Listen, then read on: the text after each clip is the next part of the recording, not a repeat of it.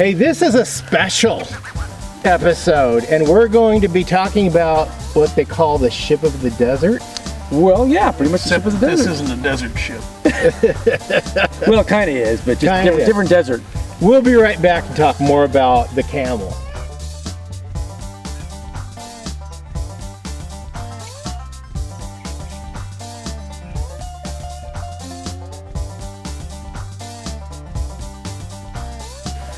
Welcome back to the show, Southern Oregon Safaris, and We're Buffalo Rome. I'm Hayden. I'm Jerry. I'm Ken. And he's Sid. He's Sid. Is that your breath or his? I'm not sure. Whew. Dang, man, you need Does a breath mint. spit? Camels do spit. They can Okay. spit. It's a learned behavior, and you got to make them mad first. Well, it's learned in Oh. captivity. Oh, It's okay. kind of something they do in the wild for protection, but yes, if you tease them and make them mad, they will spit. They're a camelid. They're in the camelid family, same as the llama, alpaca. There's two types of camels, the dromedary, one humper, and the Bactrian, two humpers. And if you want to remember, we call them the bacteria. Bactrian, bacteria.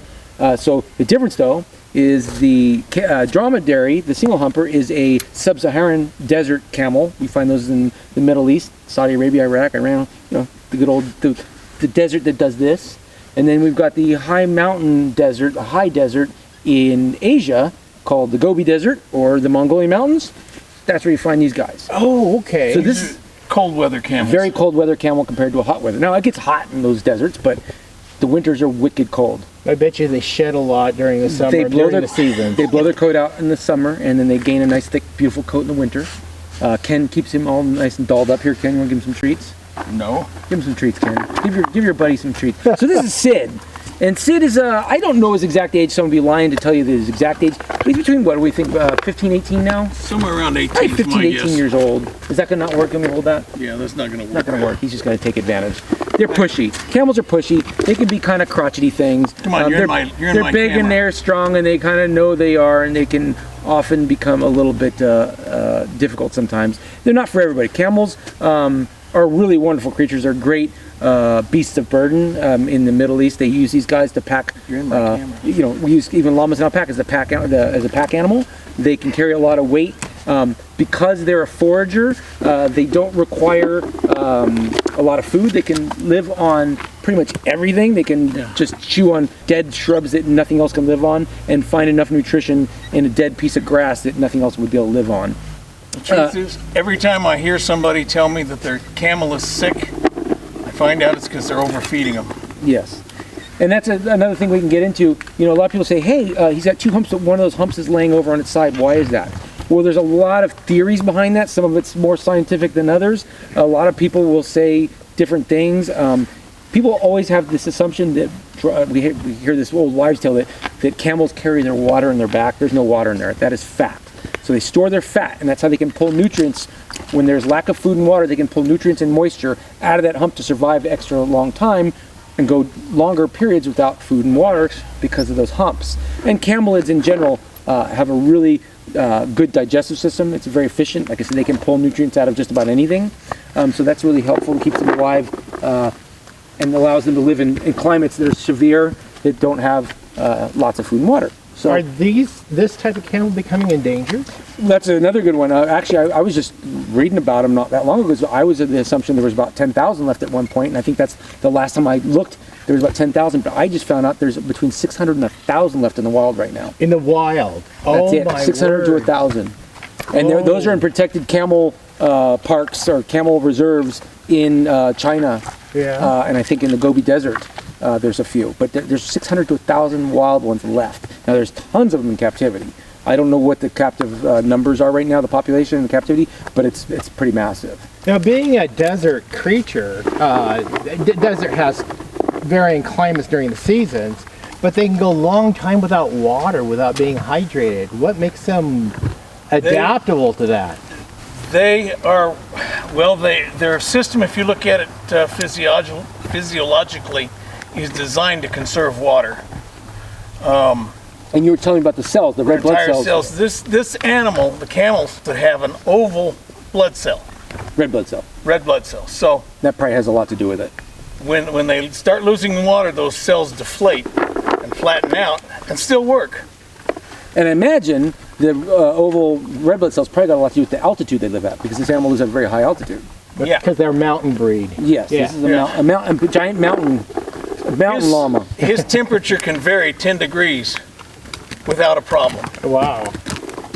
And so you see their foot. This is a even-toed ungulate. They have the camel toe, the famous camel toe. It's a split foot with a soft pad on the bottom and a hard Just nail like at a the front. dog's pad. Kind of like a dog's pad, and that allows them to walk on really rough terrain and go up and down rocky terrains and stuff like that and get really good footing. So camels and llamas and alpacas have amazing, I want to say, dexterity walking on uneven ground where a mule or a horse might struggle going up and down some real intense terrain. They really can excel in those terrains. Obviously grow a really nice heavy coat to protect them from the cold, and they can, like I said, withstand a tremendous amount of heat and cold. Now obviously the dromedary is more of a hot weather animal, but these guys can really handle extreme temperatures. He weighs about 1,200 pounds. Usually they average about 1,000 to 1,500 pounds. He's not the biggest male Bactrian I've seen. I've seen some a bit bigger than him, but he's a decent size. He's a pretty average size. He's not overly large for the breed, and they're like horses. I've seen them, a lot of different sizes. Now their biggest predator, believe it or not, in China or the Mongolia is the gray wolf. Oh. And I imagine a gray wolf would not be able to gray wolves would probably not be able to handle a big adult male, but maybe a weaker, older one, or the babies. The babies are pretty small. They're only, they're pretty small, so they're like a little bit bigger than a dog. So I just saw a gray wolf in our neighborhood just last week. Yeah, the wolves are in town, And folks. the wolves are in town, and then the neighbors, 2 days later, the neighbors over on the other side of the valley saw it with 2 others. And then what's really fantastic is these little things on the ground here, these little goby olives, or milk duds. Do you like one?